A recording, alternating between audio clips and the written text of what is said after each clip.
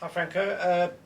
Obviously, defeat will hurt, but the way you guys played in that final quarter from 37-10 down to come away with 2 points on the log, you must be pretty happy with that. Yeah, I'm a difficult person to use the word happy so quickly. So Recording in progress. Good to hear that. Now the plan obviously was not to fall behind as we did in the first half. We always knew that we had a plan to manage the second part of the game. So I'm most proud of the fact that we were down was at 24-10 half time and came back and produced the performance that we did in the second half. Again, too many lineouts lost and too many penalties against us. I think the penalty count was hugely against us in this game, and we'll have to go and look what it was exactly. But that obviously deprived us from attacking platforms, and once we got more of that in the second part of the game, I thought we were more effective. In the build-up, you spoke about you wanted to see growth in your team, and you also spoke about the brand that you want to put out there. Did you tick both those boxes? Yes, definitely. I think to play a quality team like the Bulls here, this close to the final part of the season, is massive. We were challenged mentally and physically today. We were challenged from a rugby perspective. We had to caught up in a game away from home in the circumstances and conditions, which means that the character of the team was tested, and I think we passed that test clearly. So yes, obviously I'm absolutely gutted that we've lost the game, because I think we're good enough to have won the game, but there is a lot of positives and growth and lessons learned that we will take into the next part of the season. Franco, you spoke about before the time about the altitude and having a plan for that. Do you feel that plan worked today? Yeah, the first part when the guys were fresh didn't work, and I mean then we brought the players on sporadically to bring energy and emptied the bench basically on 65 as we were trying to, but all of them has contributed. I mean, Duncan Weir scored a lot of points in the last part of the game, and everything from that perspective. Again, well done to the Bulls in the first part of the game. I think we made almost 95 tackles in the first half of the game, which is too many, and then obviously didn't get reward on the opposite side of the field when we got up there as we should. So that part of it, we can do better, but it's still something in our hands that we can get better. But we don't. It's not that we were outplayed completely. We made errors that forced us to defend a lot more than we should. So yes, as we grew through the game and as the guys realized, it's the first time basically now that we've come with a specific plan to this part of the world, and I do feel that we've got a lot to learn from it and a lot to take forward from it. Those 2 points, I know every coach is probably doing permutations in their head at this stage of the season anyway. Those 2 points extremely valuable, and especially probably makes next week more important for if you can get a win next week with Zebra as your last game, almost to keep that top spot.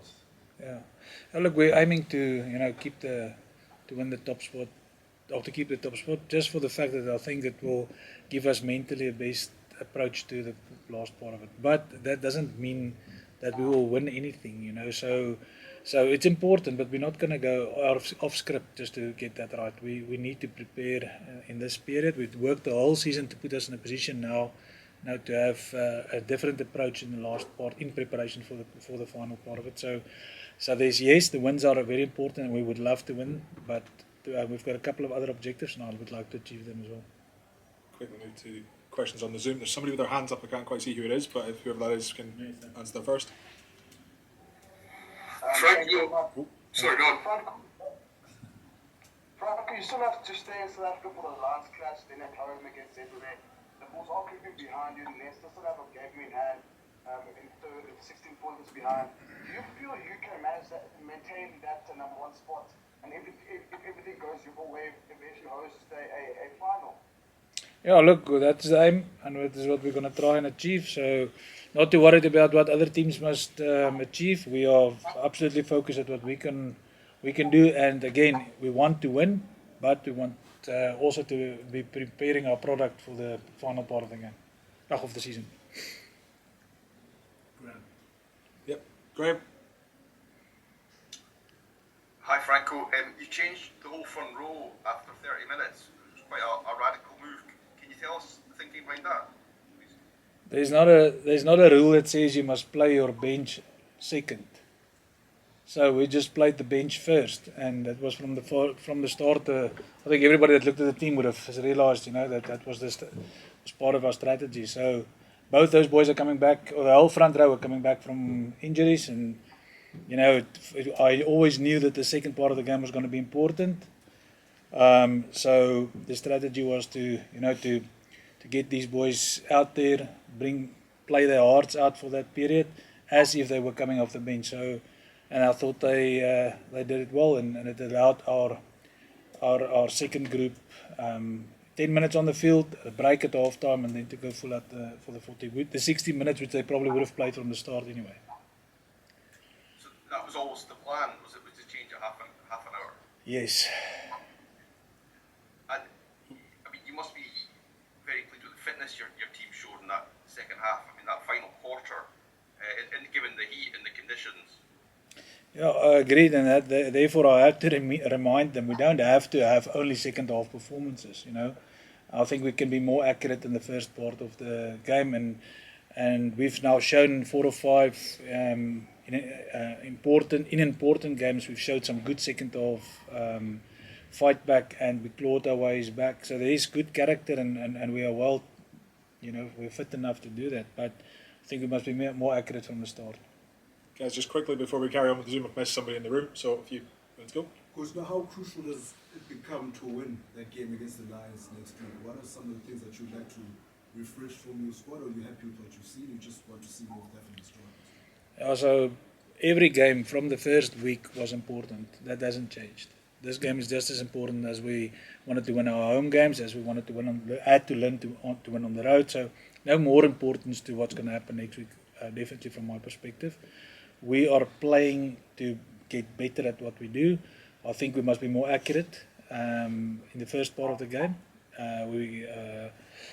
For me, got penalised a lot. Again, we can have to see if we can find the trend. Was it a specific trend? Was it specific individuals? So that part of the game, not great. It happened against the Harlequins in the round of 16, where we got penalised 12 times in the first half, and then come back and didn't get penalised until the last minute of the game. So I just got to go and find the trend. And so yeah, we need to be a little bit more accurate, and I'm happy that there's more in our team at this stage of the season. It's not we haven't achieved our pinnacle, and we can still build on what we've achieved up to now.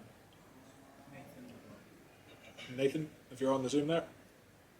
Yes, thank you very much again. Franco, just another question for you. You mentioned that strategy that you used, your starters on the bench and the guys on the bench were starting. Would it be fair to say you went with the bomb spot knowing the guys on the bench would do the job for you, and is it perhaps the same strategy you might use against the Lions?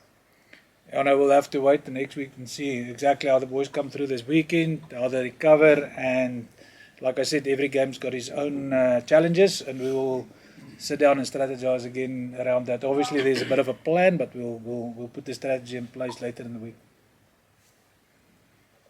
Anybody else on the Zoom there? Stuart? Can we ask, got any questions for Duncan now, which will be Sunday for Monday? Just a quick wrap up if everybody else has. You got one for Franco here? Oh, okay. Do you mind if we start on the Zoom just for. Right, so Stuart, if you want to kick off for Duncan. Duncan, to be honest, the team looked to be out of energy and out of ideas after 60 minutes when you went 37-10 behind. What was the key to that recovery, which a lot of people probably didn't see coming? Yeah, it was exciting for me. Like, my job at 10 is to unlock the backs, and I thought we seen the backs get a lot more ball in that second half. You seen a lovely bridge pass from Tom to Kyle. We've seen Stafford McDowell making a line break. We linked with Seba, got a couple of touches. So yeah, we've got really exciting backs, and I knew if I could get them involved in the game and get them on the ball as many times possible against a tiring defence, then they should cause problems. They were fairly kind of flat when I came on, so it was about geeing them up and getting round them and making sure that they knew that they were going to get the touches on the ball and they were ready for it. I guess you must have run out of the number of times you've had that situation, either last kick of the game, either to win it or to win something out of it, as you did today with a bonus point. Is that just second nature to you these days? You just think, here we go again, I'll kick it over. Is it that simple? I'm really comfortable with my process when I'm goal kicking, so the scenario or whatever it is, it doesn't really faze me too much. I'm going through my processes is to perfect my technique, and you've not really got any headspace for outside kind of factors like that. You're just going through your process, I'm glad I had it well. Yes, there on the Zoom. Can't see the hands up. Duncan, Franco was saying finishing top spot what you're after. I think the players feel they can do that. You feel you have the strength and depth to actually get through these next 2 games undefeated, which you'll probably need to be. Yeah, I mean, we don't go into any game kind of not favouring ourselves to get a result. Like Franco says, the plan might change week to week, but as a group, as a collective of players, I think we're really confident in our ability to go and perform well. At this stage of the season, we all pretty much know the plan or the tinks and the tinkers like kind of week to week, but we all know what each other's doing. We kind of know all our systems by now, and if you don't, you'll get found out pretty quickly by either Franco or one of the other coaches. So I think now it's just about going in and kind of living those systems and the team structures and bring them to life every game day. And I see that we're building on that week to week. I think we're still learning every week as well that how to get better, and that shows that the growth mindset in the team. And I think we're in a very good place as players. All right, thank you guys. If you're looking